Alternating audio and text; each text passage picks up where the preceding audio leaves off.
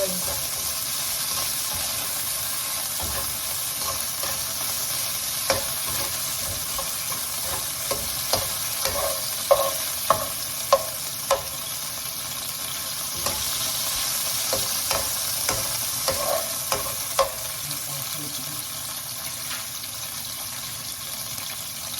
Dito natin sibuyas. Lagay sibuyas. Sunod ang luya.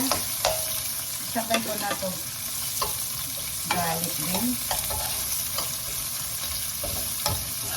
Simple lang ito, guys.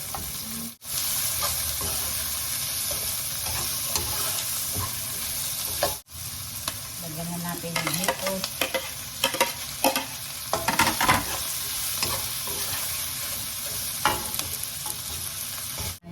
Napakuluan ko na, napalambot ko na ang munggo at kinuha ko na rin yung mga balat niya.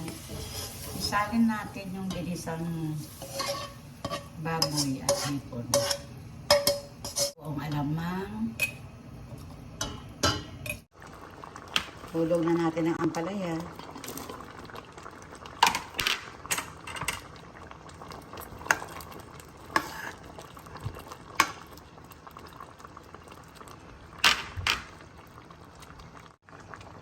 Lagyan natin ng isang kutsarang chicken broth powder.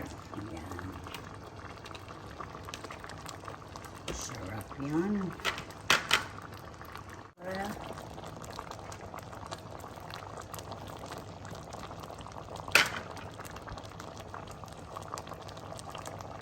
Ko na ang daon ng sili. May nagsabi sa akin na masarap daw to, pero I will try now. Subukan ko. Tinanggal ko muna yung okra kasi ayoko nung lalapot siya masyadong sabaw. Ay, oo nga. Sarap.